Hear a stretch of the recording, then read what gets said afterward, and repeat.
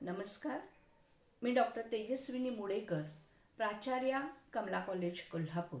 आज आपण मक्तेदारीयुक्त स्पर्धा, मोनोपोलिस्टिक कॉम्पिटिशन किंवा अपूर्ण स्पर्धा, इम्परफेक्ट कॉम्पिटिशन याचा अर्थ आणि वैशिष्ट्य अभ्यासणार आहोत.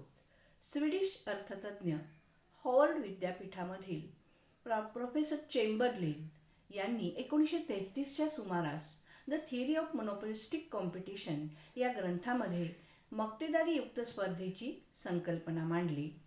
त्याचबरोबर मिसेस जोन रॉबिन्सन यांनी अपूर्ण स्पर्धेची संकल्पना मांडली, इम्परफेक्ट कॉम्पिटिशन.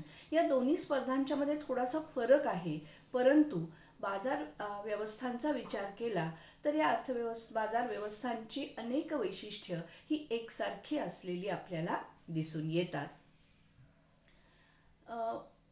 नजीकचे पर्याय असणाऱ्या वस्तूंचे विक्रेते एकमेकांशी ज्या बाजार व्यवस्थेमध्ये स्पर्धा करत असतात ती बाजार व्यवस्था म्हणजे मक्तेदारीयुक्त स्पर्धा किंवा अपूर्ण स्पर्धा होय. या स्पर्धांच्या वैशिष्ट्यांचा विचार केला असता पहिलं वैशिष्ट्य आहे अनेक उद्योग संस्था. मक्तेदारीयुक्त स्पर्धेत किंवा अपूर्ण स्पर्धेमध्ये पूर्ण स्पर्धेप्रमाणे असंख्य उद्योग संस्था अस्तित्वात नसतात किंवा मक्तेदारीप्रमाणे एकच उद्योग संस्था अस्तित्वात नसते, तर अनेक उद्योग संस्था अस्तित्वात असतात. एका उद्योग संस्थेनं केलेला पुरवठा हा बाजारपेठेच्या एकूण पुरवठ्याचा अल्पसा भाग असलेला दिसून येतो आणि त्यामुळं त्या उद्योग संस्थेनं आपला पुरवठा वाढवला, कमी केला किंवा बंद केला तरीसुद्धा एकूण पुरवठ्यावर किंवा वस्तूच्या किमतीवर फारसा परिणाम झालेला दिसून येत नाही. दुसरं त्याचं वैशिष्ट्य आहे अनेक ग्राहक. मक्तेदारीयुक्त स्पर्धा किंवा पूर्ण स्पर्धेमध्ये अनेक ग्राहक असतात. या ग्राहकांचा एकूण बाजारपेठेमधल्या मागणीचा विचार केला तर एका ग्राहकाची एकूण मागणी ही अल्पशी असलेली आपल्याला दिसून येते. त्यामुळे एका ग्राहकांना आपला पुरवठा वाढवला, कमी केला किंवा बंद केला तरीसुद्धा एकूण मागणीवर त्याचा फारसा काही परिणाम झालेला दिसून येत नाही. सर्वसाधारणपणे आजच्या बाजार व्यवस्थेचा जर आपण विचार केला तर अशा स्वरूपाची बाजार व्यवस्था आज आपल्याला अर्थव्यवस्थेमध्ये आढळून येते. तिसरं त्याचं वैशिष्ट्य आहे प्रवेश किंवा निकासाचं स्वातंत्र्य. म्हणजे या बाजारपेठेमध्ये कोणत्याही उद्योग संस्थेला आत येण्याचं म्हणजे उत्पादन सुरू करण्याचं स्वातंत्र्य असलेलं दिसून येतं. म्हणजे आज आपल्याला एखादं उत्पादन करायचं असेल तर आज आपण उत्पादन सुरू करू शकतो किंवा जर आपल्याला उत्पादन बंद करायचं असेल तरीसुद्धा केव्हाही आपण आपलं उत्पादन बंद करू शकतो. म्हणजेच उद्योग संस्थेला प्रवेशाचं किंवा निकासाचं या बाजार व्यवस्थेमध्ये स्वातंत्र्य असलेलं दिसून येतं. चौथं म्हणजे बाजारपेठेसंबंधीचं ज्ञान. ग्राहक असेल किंवा विक्रेता असेल, दोहोंनाही बाजारपेठेचं संपूर्ण ज्ञान असत नाही. म्हणजे बाजारपेठेमध्ये कोणता विक्रेता किती किमतीला कोणत्या वस्तूची विक्री करत आहे किंवा उद्योग संस्थांना सुद्धा कोणता आवक किती आहे, जावक किती आहे किंवा बाजारपेठेमध्ये एकंदर स्थिती किती आहे या संदर्भातलं संपूर्ण ज्ञान जे आहे ते असत नाही. ज्याप्रमाणे संपूर्ण ज्ञान हे पूर्ण स्पर्धेमध्ये असतं तसं या ठिकाणी बाजार व्यवस्थेचं संपूर्ण ज्ञान जे आहे ते असत नाही. पाचवं वैशिष्ट्य आहे उत्पादन घटकांचा मोबदला.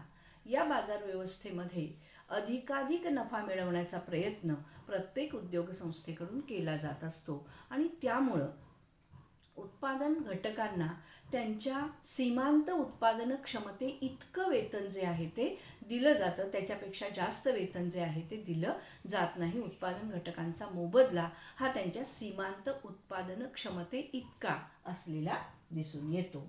त्याच्यानंतर वस्तूंचा किंमत परिणाम. समजा एखाद्या वस्तूची किंमत एखाद्या उत्पादकानं कमी केली तर त्याचा काय परिणाम होतो? त्या उत्पादकानं वस्तूची किंमत कमी केल्यानंतर त्या उत्पादनाची मागणी वाढलेली दिसून येते आणि दुसरं म्हणजे त्याला पर्यायी जी वस्तू आहे त्या वस्तूची मागणी जी आहे ती कमी झालेली दिसून येते. हा वस्तूचा किंमत परिणाम बाजार व्यवस्थेवर झालेला दिसून येतो. त्याच्यानंतर पुढचं वैशिष्ट्य आहे ऋणात्मक उताराचा मागणी वक्र. या बाजार व्यवस्थेमध्ये प्रत्येक उत्पादक आपल्या वस्तूची किंमत निश्चिती करत असलेला दिसून येतो. त्यामुळं त्याला जर बाजारपेठेमध्ये वस्तूची किंमत करून मागणी वाढवायची असेल तर तो त्या पद्धतीनं वस्तूची किंमत कमी करून मागणीही वाढवू शकतो किंवा अधिक किंमत करून नफा जो आहे तो अधिक प्रमाणात त्याला मिळवता येतो. म्हणजे मागणीचा वक्र म्हणजे सरासरी प्राप्तीचा वक्र जो आहे तो डावीकडून उजवीकडं वरून खाली घसरत येणारा अशा प्रकारचा असतो. म्हणजे किंमत कमी असेल तर मागणी जास्त असलेली दिसून येते, किंमत अधिक असेल तर मागणी कमी असलेली दिसून येते. त्यानंतर या बाजार व्यवस्थेचं आणखी एक वैशिष्ट्य म्हणजे गट संकल्पना. यामध्ये वस्तू ज्या आहेत त्या एकजिनसी स्वरूपाच्या असत नाहीत, वस्तू या वेगवेगळ्या असतात. त्यामुळे पूर्ण स्पर्धेप्रमाणे उद्योग संस्था आणि या उद्योग संस्थांचा मिळून उद्योग स्थापन झालेला असतो अशी स्थिती या ठिकाणी असत नाही.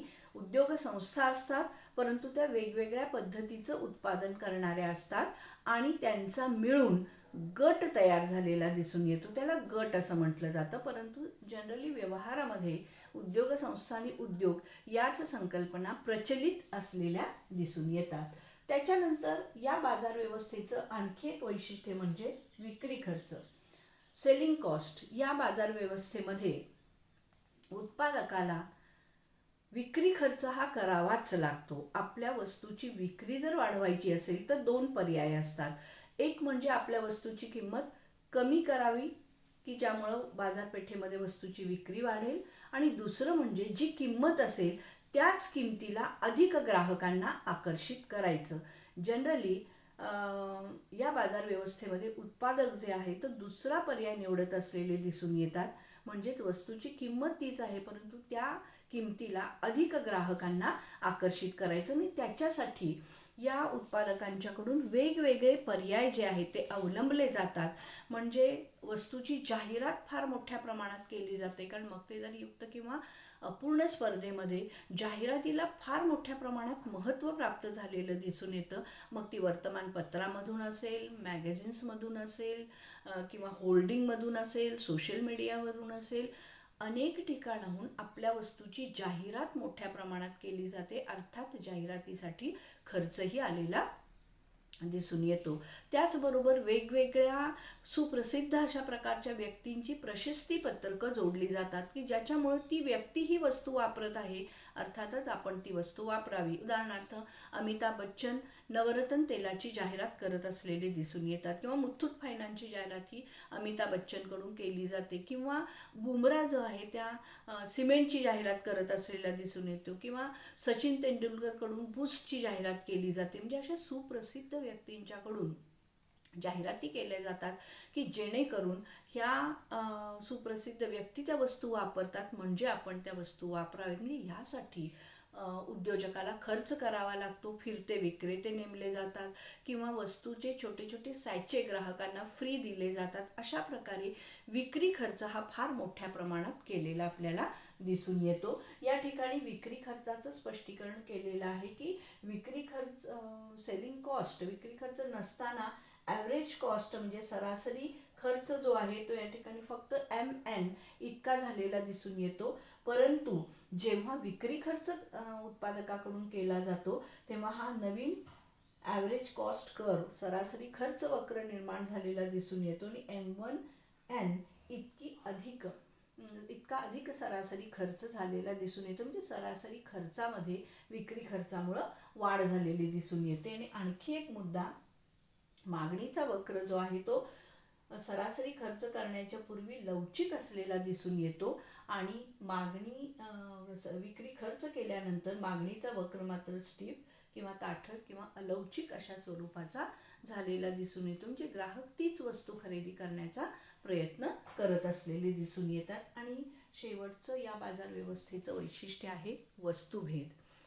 जेव्हा या बाजार व्यवस्थेची व्याख्या मी तुम्हाला सांगितली तेव्हा सांगितलेलं होतं की एकमेकांना नजीकचे पर्याय असणाऱ्या वस्तूंचे विक्रेते एकमेकांशी स्पर्धा करत असतात. म्हणजे या वस्तू ज्या आहेत त्या एकमेकांच्यापासून भिन्न असतात. एकसारख्या या वस्तू असत नाहीत. त्यामुळं दुसऱ्या उत्पादकापेक्षा माझी वस्तू ही कशी भिन्न आहे, वेगळी आहे, हे दाखवण्याचा प्रयत्न जो आहे तो उत्पादकांच्याकडून केला जातो. उदाहरणार्थ, अंगाला लावायचे अनेक साबण आहेत. जे संतूर आहे, लक्स आहे, लाईफबॉय आहे. त्या प्रत्येक साबणाची किंमत ही वेगवेगळी आहे. त्या प्रत्येक साबणाचं कव्हर वेगवेगळं आहे.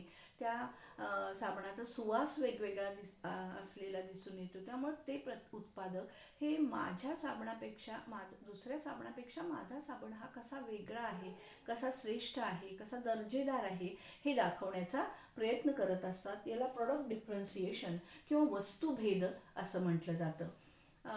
मक्तेदारीयुक्त स्पर्धा किंवा अपूर्ण स्पर्धेमध्ये वस्तुभेदाला अधिक महत्त्व असलेलं दिसून येतं. आणि हे करत असताना वस्तुभेद करत असताना उद्योजक वेगवेगळ्या प्रकारच्या, उत्पादक वेगवेगळ्या प्रकारच्या मार्गांचा अवलंब करत असतात. म्हणजे एखाद्या छापाचा विचार केला जातो. उदाहरणार्थ, चावीछाप काड्याची पेटी किंवा कासवछाप मच्छर अगरबत्ती किंवा व्हील साबण, चक्राचा या ठिकाणी चक्र हे या ठिकाणी दाखवलं जातं.